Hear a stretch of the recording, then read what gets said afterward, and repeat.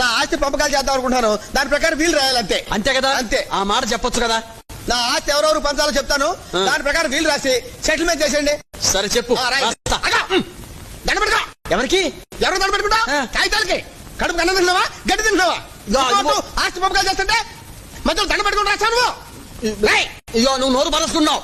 అంబాజీపేటలో 5 ఎకరాల కొబ్బరి తోట, 2 ఎకరాలు మా అబ్బాయికి, 3 ఎకరాలు మా ఆవిడకి.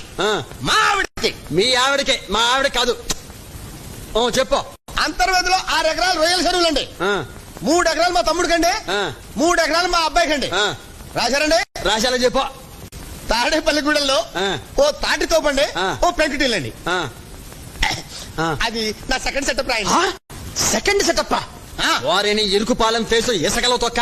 ఇంత లా చదువుకున్నాను, ఈ లెవెల్లో ఉన్నాను, ఇంతవరకు నాకు సింగిల్ సెటప్ లేదు, నీకు సెకండ్ సెటప్ కూడానా?